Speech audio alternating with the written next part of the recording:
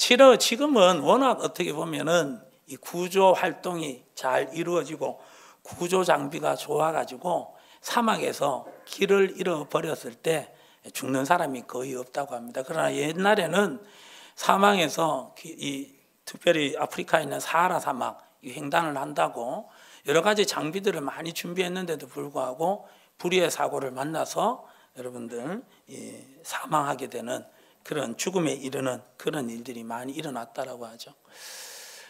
그래서 이렇게 사막에서 길을 잃고 불의의 사고를 당한, 그래서 죽음을 당하신 그런 분들의 유해를 수습하고자 그렇게 사막에 구조단이 그렇게 들어갔을 때 이 사람들이 특별히 사막에는 뭐가 없으니까, 물이 없으니까 말라 목이 타서 죽어 가신 그런 분들이 많다라는 거예요. 그러는 가운데 참 희한한 점은 바로 뭐냐면은 이렇게 물이 없어서 정말 탈수증으로 죽어 가신 그 사람들의 그 물통에는 물이 있었을까요? 없었을까요?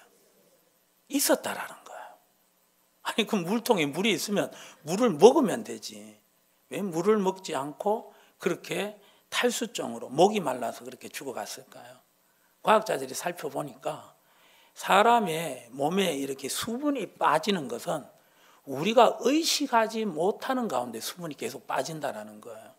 그러는 가운데 결국 정말 목이 마를 때쯤 되어서 다행히 이렇게 목이 마르다 갈증을 느낀다고 합니다. 그러나 탈수증이 너무 심해져 버리면은 그 목이 마르다라는 그런 것들을 느끼지 못하는 가운데 서서히 탈수증으로 사람은 죽어간다는 것이죠. 그래서 사막이나 이런 데를 갈 때는 내가 목이 마르지 않더라도 정기적으로 물을 먹어줘야지 바로 내가 수분이 유지되고 탈수증으로 인한 불의의 사고를 당하지 않는다고 합니다. 그러니까 수시로 아무런 어떤 그런 상황이 안 되더라도 시간이 되면 물을 먹어줘야 된다는 거예요. 마찬가지로 우리의 신앙생활에도 특별히 우리가 늘 이렇게 점검을 좀 해봐야 되는 부분이 있다는 거예요. 기도 생활은 잘하고 있는가? 그리고 나의 예배 생활은 어떤 형식이 아니고 정말 마음을 다해서 뜻을 다해서 영과 진리로 지금 하나님 앞에 내가 예배가 드려지고 있는가? 정말 주님과의 친밀한 교제를 위하여서 나의 말씀을 보는 신앙생활은, 말씀 생활은 어떠한가? 이런 것들을 우리가 수시로 점검해 볼 수가 있어야 된다는 것이죠.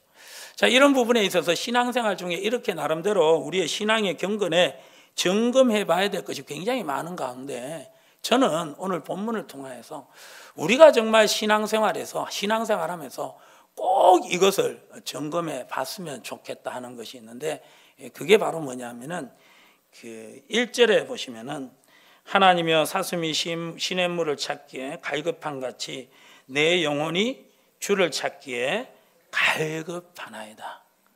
하나님을 찾기에 갈급하냐? 내가 지금 하나님을 원하고 구하고 찾고 있느냐? 우리가 하나님을 구할 때는, 하나님을 원할 때는, 우리가 하나님을 찾고 기도할 때는, 예배 드릴 때는 혹시 어떤 문제가 있을 때에만 정말 하나님이 원하시는 정말 간절한 마음을 가지고 하나님 앞에 기도하는 그런 모습인가?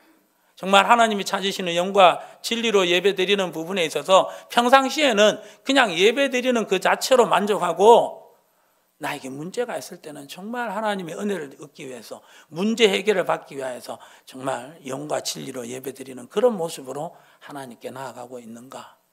이런 모습들을 우리가 살펴봐야 된다는 거예요.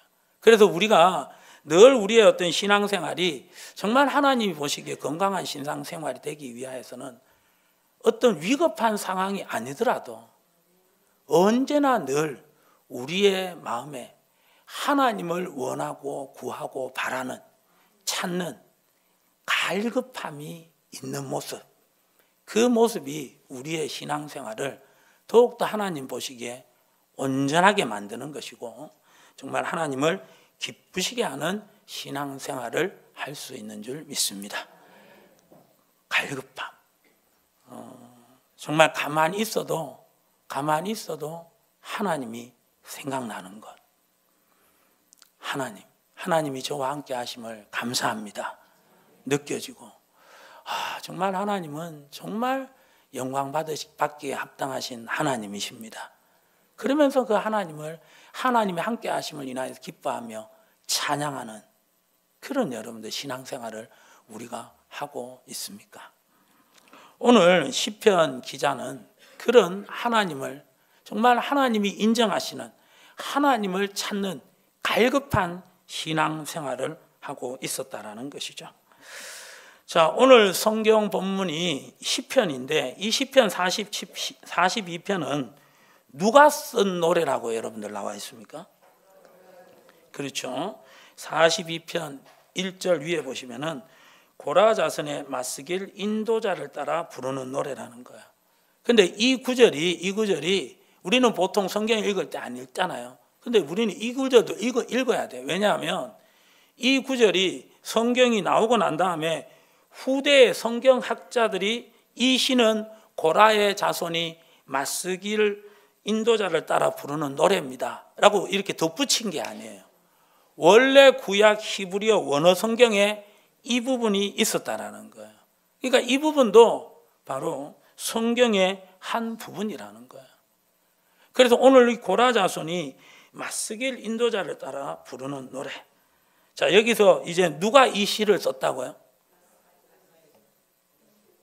고라 자손이 썼다라는 거예요. 아니, 주어 동사 이가 저 있잖아요. 자, 여러분들 고라 자손 중에 누가 썼어요? 됐죠? 예. 요즘 너무 영어에 열심을 내시다 보니까 간단한 이제 그 주어 그 조사를 잘 모르는 것 같아요. 고라의 자손이 썼어요. 자, 이 시가 언제 쓰여졌냐 하면요, 이 굉장히 위험한 어떤 순간이라는 거죠.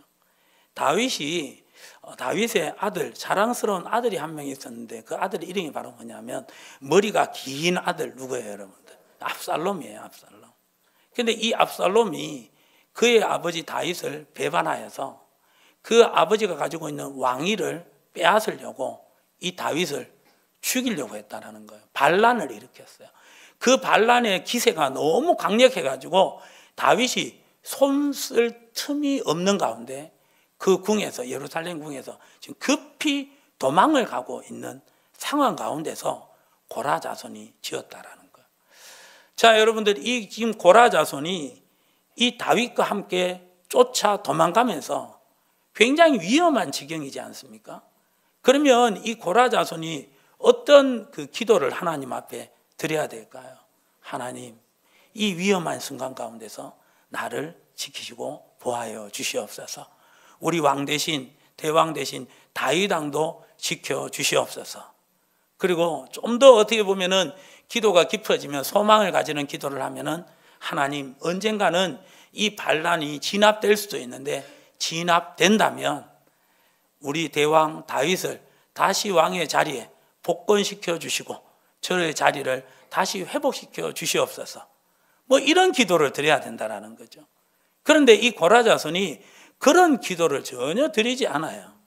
다윗 왕을 위한 기도도 드리지 않고요, 자기의 어떤 생명의 안전을 위한 그런 기도도 드리지 않고요, 오직 기도를 드렸던 것은 바로 뭡니까? 하나님을 갈급하나이다. 주를 찾기에 갈급하나이다. 정말 하나님을 원하고 구하고 찾습니다. 2절의 말씀, 이 고라 자손의 갈급함을 다시 한번 엿보게 됩니다. 자, 2절 한번 읽어봅니다. 시작. 내 영혼이 하나님 곧 살아계시는 하나님을 갈망하나니 내가 어느 때에 나아가서 하나님의 얼굴을 배울까. 1절에는 갈급합니다. 2절에서는 뭐라고요, 여러분들? 갈망한다라는 거예요. 사모한다라는 거예요. 간절히 하나님을 원한다라는 거예요. 간절히 하나님을 구한다라는 거예요. 그렇게 이 고라 자손이 이렇게 하나님을 간절히 원하고 구하고 있는 그런 가운데 있습니다. 자, 여러분들, 이 고라 자손의 이 갈급함과 갈망함을 하나님이 기뻐하셨던 것 같아요. 이 고라 자손이 이런 갈급함과 갈망함을 통하여서 하나님 앞에 구체적으로 드리는 기도가 5절에 나와 있습니다. 자, 5절 다 같이 한번 읽어봅니다. 시작. 내 영혼아 내가 어찌하여 낙심하며 어찌하여 내 속에서 불안해하는가. 너는 하나님께 소망을 두라. 그가 나타나 도우심으로 말미암아 내가 여전히 찬송하리로다. 아멘. 지금 이 갈급하고 갈망한 마음 가운데서 이 고라 자손이 마음에 결단하는 게 바로 뭐냐? 이런 위험한 순간 가운데서 저는 소망을 하나님께 둡니다. 하나님이 나의 유일한 소망입니다. 하나님이 소망이라는 것을 잊지 않게 하여 주시옵소서. 하나님이 분명히 나의 도움이 되실 것을 꼭 믿고 의지하게 하여 주시옵소서. 어떤 순간 가운데서도 내가 여전히 찬송하게 하여 주시옵소서. 이런 갈급한 가운데서 이 고라 자손이 이런 결단의 기도를 드리고 있고, 이것을 11절에 보면은 또다시 한번 고백하면서 확증을 하는 거예요. 11절에도. 그래서 5절과 11절은 같은 구절이에요. 같이 반복되어 있어요. 이처럼 여러분들 고라 자손은 지금 하나님을 간절히 구하고 찾고 있다라는 거예요. 그리고 이 고라 자손의 기도를 하나님께서 기뻐 받으신다라는 거예요. 그래서 오늘날까지 기록해서 우리에게도 이런 갈급함에 신앙생활을 하기를 원하신다라는 것이죠. 그래서 오늘 설교 말씀은 좀 지난주까지 설교 말씀과는 좀 다르게 약간 영적인 것입니다. 심적인 것입니다. 그러는 가운데 굉장히 힘들어 하시면서 좀 쉽게 포기하려고 하시는데 다시 여러분들 마음을 다잡으시고 함께 할 수 있기를 소망합니다. 이런 말씀도 봐야 됩니다, 여러분들.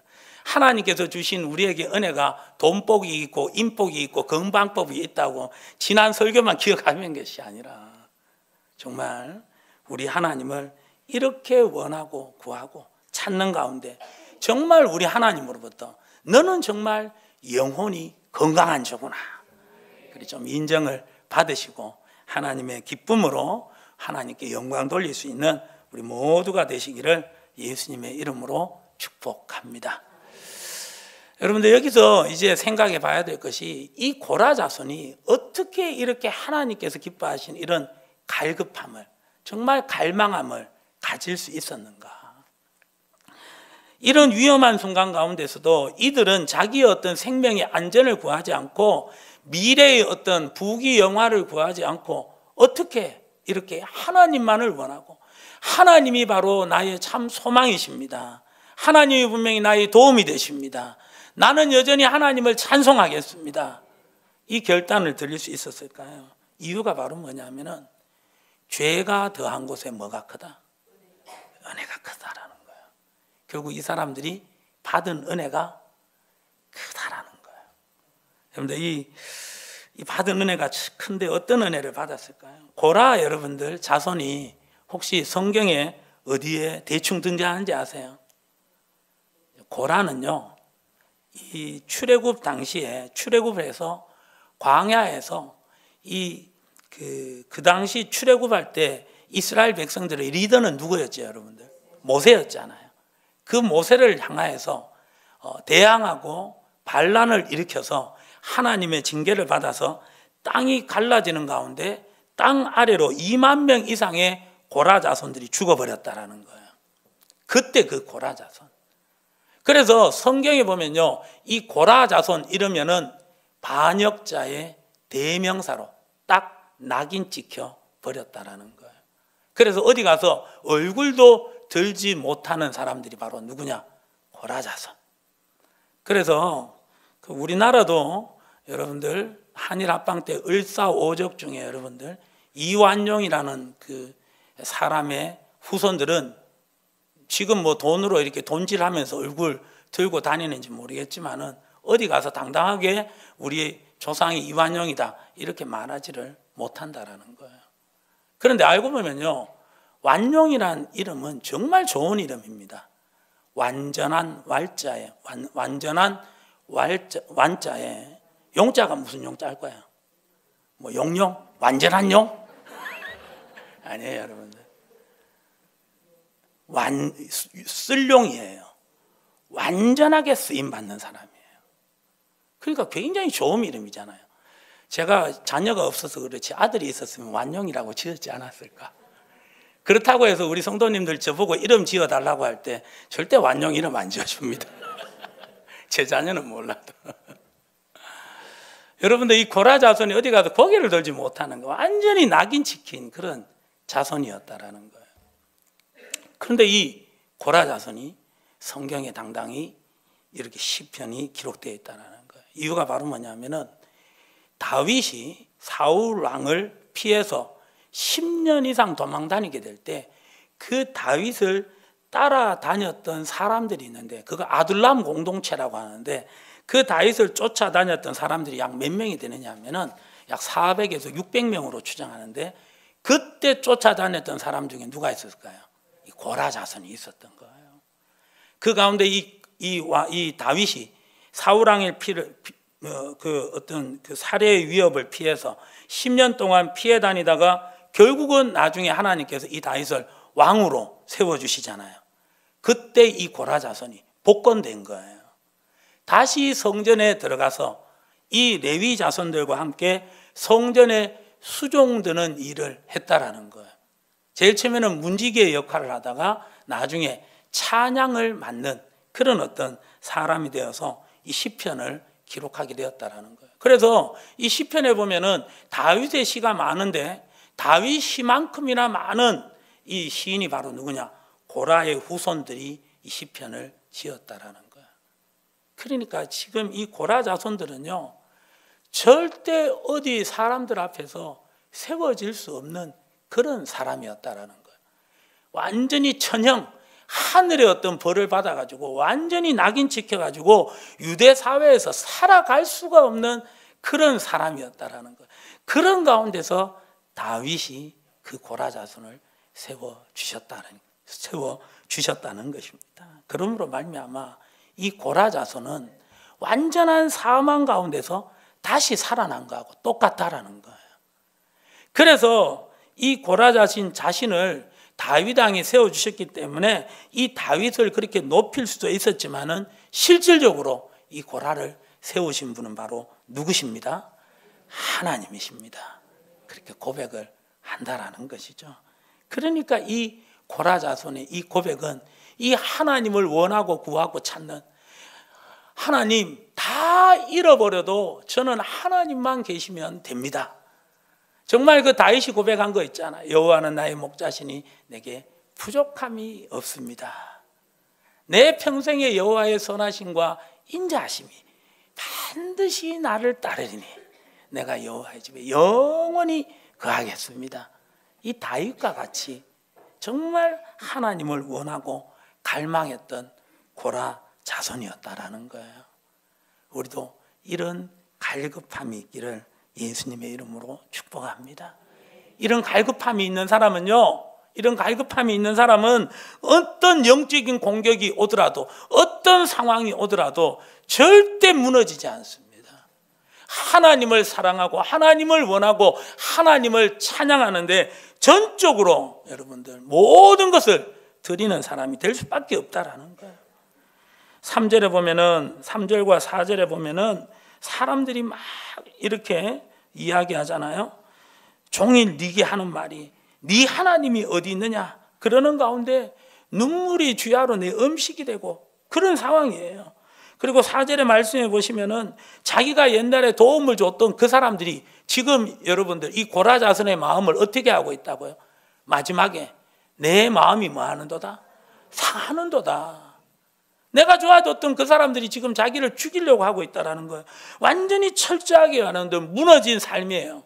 그 가운데 5절의 고백처럼 소망은 오직 하나님께 있습니다. 나의 도움은 오직 하나님밖에 없습니다. 그 하나님을 영원히 찬양하겠습니다. 그렇게 고백하고 있다는 거예요. 6절의 말씀에 보시면은 또 사람들이 여러분들 낙심되는 모습으로 이렇게 많이 괴롭히잖아요. 내 하나님이여 내 영혼이 내 속에서 낙심이 되므로 내가 요단 땅과 헤르몬과 마살산 산에서 주를 기억하나이다. 여기서 요단강, 헤르몬산, 미살산이라는 것은 지금 흩어져서 도망하고 다니는 고라 자손이 그 머물렀던 처지라는 거예요. 그렇게 흩어진 가운데 있었다는 거예요. 그리고 7절의 말씀에 보시면은 주의 폭포 소리에 깊은 바다가 서로 부르며 주의 모든 파도와 물결이 나를 휩쓸었나이다. 완전히 무너진 거예요. 박살이 난 거예요. 정말 어떻게 보면 세상에 의지할 것이 하나도 없다라는 것이죠. 그 가운데 얼마든지 하나님에 대한 갈급함과 갈망함이 헛되다라고 생각하면서 세상의 것을 구할 수 있는데, 이 고라자손은 8절에 뭐라고 합니까? 다 같이 읽어봅니다. 시작. 낮에는 여호와께서 그의 인자하심을 베푸시고 밤에는 그의 찬송이 내게 있어 생명의 하나님께 기도하리로다. 할렐루야. 5절에서는 하나님을 찬송하는 것 절대 중단하지 않겠습니다. 8절에서는 뭐 하는 걸 중단하지 않겠습니다. 생명의 하나님께 있음을 고백하며 기도하는 것을, 주를 바라는 것을 중단하지 않겠습니다. 할렐루야. 갈급함이 있는 사람은요, 정말 하나님께 소망을 두는 사람은요, 어떤 상황 가운데서도 하나님을 찬양하고 하나님께 기도드리고 주만 의지하겠습니다. 하나님만이 나의 도움이 되십니다. 이렇게 고백하는 사람의 특징이 바로 뭡니까? 문제가 문제되지 않는다라는 거예요. 문제가 있어도 여러분들 뚫고 간다라는 거예요. 문제가 있으면, 앞이 가로막히면 대안을 찾아가겠다라는 거예요. 그게 바로 하나님의 사람의 모습이고, 그 모습이 바로 누구의 모습입니까? 하나님의 모습인 줄 믿습니다. 하나님은 우리를 사랑하는 것 절대 포기하지 않으십니다. 아멘입니까? 그래서 하나님은 천지 만물을 창조하시고 금요 심야 기도회 때도 살펴봤지만은 타락한 우리를 다시 찾기 위하여서, 다시 구원하기 위하여서, 구약에서는 여러분들 아브라함 같은, 그리고 여러분들 또 누구예요? 여러분들 이삭과 같은, 야곱과 같은, 요셉과 같은, 모세, 다윗과 같은 수많은 믿음의 사람들을 끝까지 보냈고요. 이사야와 예레미야 같은 수많은 선지자들을 보내서 하나님은 우리를 향한 사랑을 포기하지 않으셨습니다. 구원을 포기하지 않으셨고요. 결국 누구까지 보냈어요, 여러분들? 예수님까지 보내주셨다고 해요, 여러분들. 이것이 여러분들 포기하지 않는 우리를 향한 하나님의 사랑입니다. 하나님은 절대 포기가 없습니다. 막히면 대안을 찾아내시고, 찾을 때까지 여러분들 계속해서 우리에게 찾아오시는 하나님이신 줄 믿습니다. 그래서 우리 예수님께서 어떤 사람이 큰 믿음이라고 했습니까? 문제가 있다고 포기하는 그 사람을 향해서 큰 믿음이라고 얘기하지 않으셨어요. 신약에 수르보니게 여인이 있잖아요. 이 수르보니게 여인은 아말렉 족속의 후손이에요. 아말렉 족속은 어떤 족속입니까? 하나님께서 대대로 싸우시겠다고, 하나님께서 작정하시고 박살 내려고 하는 그런 족속이었다고요, 여러분들. 유대인들과는 원수지간이에요. 그 아말렉 족속 중에 수르보니게에 사는 그 여인이 자기의 딸이 귀신 들렸다라는 것을 깨닫고 온 동네와 온 지역을 흩어 돈을 많이 썼는데도 자기 귀신 들린 딸을 고칠 사람이 없다라는. 그런데 예수의 소문을 듣고 자기가 여러분들 아말렉 족속인데도 불구하고, 유대인들이 아말렉 족속인 자신을 어떻게 생각하는지도 불구하고 문제가 있으니까 그 대안을, 그 문제를 해결하려고 누구에게까지 찾아옵니까? 예수님께까지 찾아오잖아요. 그러는 가운데 아니나 다를까 예수님이 자기 자신을 무시하잖아요. 귀신 들린 딸을 고쳐주셔서 그러니까 자녀의 떡을 개들에게 던짐이 마땅하지 않다. 예수님이 이해할 수 없어요. 그 가운데 그 여인이 뭐라고 합니까? 포기합니까? 아닙니다. 계속적으로 대안을 찾잖아요. 해답은 예수님께 있음을 고백하며 예수님을 부르잖아요. 맞습니다. 저는 개입니다. 그러나 개들도 주인의 상에서 떨어지는 그 부스러기는 멋지 않습니까? 그렇게 고백하며 나아가게 될 때 예수님께서 무엇이라고 합니까? 여인아, 네 믿음이 크도다. 네 딸이 이렇게 나음을 얻었도다. 할렐루야. 이게 바로 하나님이 인정하시는 믿음의 사람이에요. 갈급함의 사람이에요. 하나님만을 갈망하는 사람이라고요. 그래서 우리 그리스도인들은 여러분들 환경을 탓하면 안 돼요, 여러분들. 정말 인류가 살았을 때 인류에게 최적의 환경은 언제였을까요, 여러분들? 에덴 동산이었어요. 에덴 동산에서 하나님께서 인간에게 생육하고 번성하고 땅에 충만하고 정복하고 다스리라는 놀라운 복과 권세를 주셨다니까요. 인간이 살아가기에 조금 더 부족함이 없는 그런 곳이었어요. 그런데 그곳에서 인간들이 무엇을 저질렀어요? 죄를 저질렀어요. 하나님의 저주를 받게 된다고요. 그렇게 완벽한 공간이었는데 그런 어이없는 일이 벌어졌다고요, 여러분들. 그렇기 때문에 우리 예수 믿는 사람들은 환경 탓하면 안 돼요, 여러분들. 지금은 여러분들 환경이 우리나라가 최악이라고 하지만 우리가 살아갈 때, 인류가 살아갈 때 언제 최악이 아닌 상태가 여러분들 있었습니까?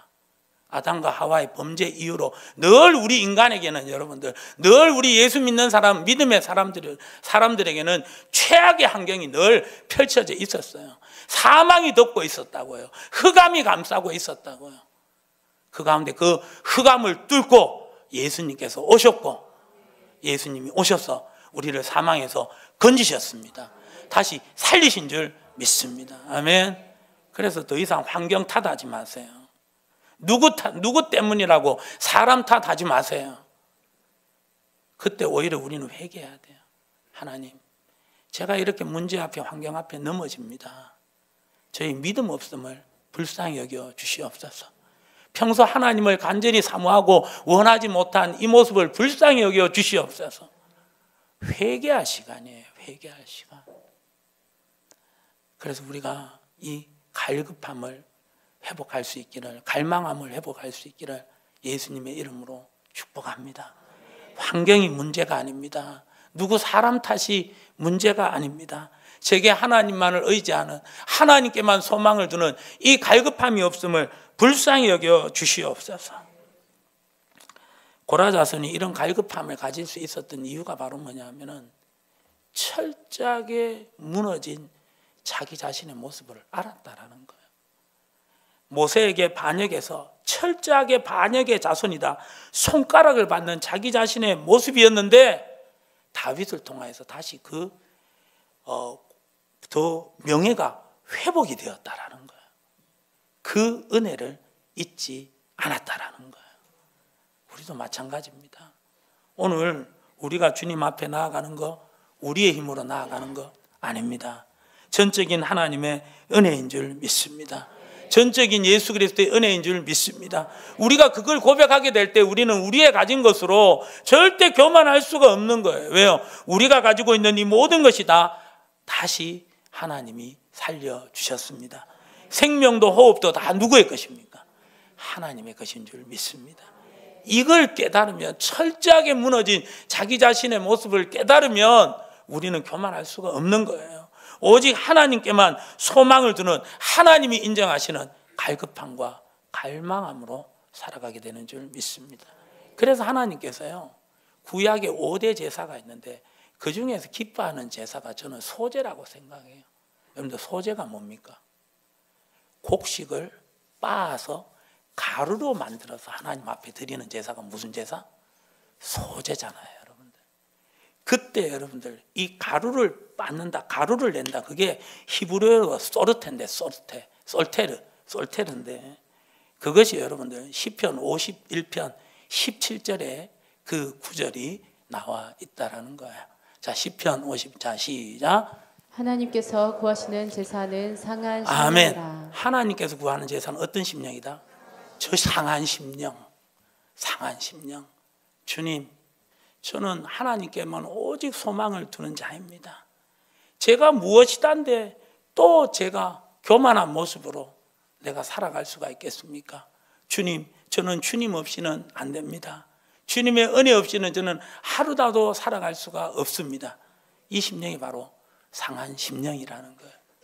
저때 다윗이 여러분들 밧세바를 범하고 음란의 죄로 인하여서 하나님 앞에 회개할 때, 하나님께서 그 영혼을 일으켜 주시려고 할 때 그때 가졌던 그 상한 심령, 정말 하나님의 은혜에 감격해서 정말 철저하게 무너진 자기의 자신의 모습을 보았을 때라는 거예요.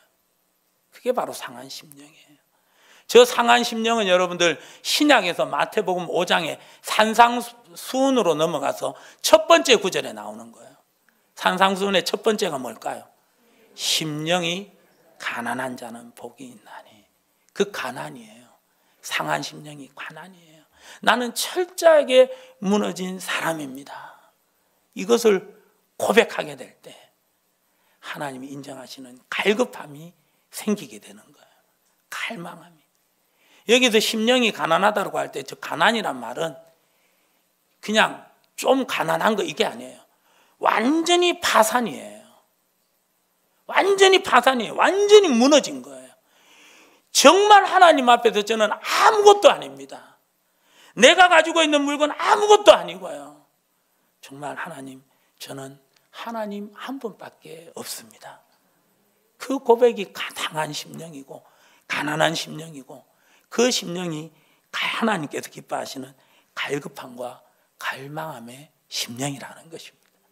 이 심령으로 우리가 주님 앞에 엎드리게 될 때 우리는 하나님께서 들으시고 응답할 수밖에 없는 기도가 드려지는 것이고, 이 가난한 심령으로, 이 애통한 심령으로 주님 저는 아무것도 아닙니다, 하나님을 찬송할 수 있는 이것도 하나님의 큰 은혜입니다.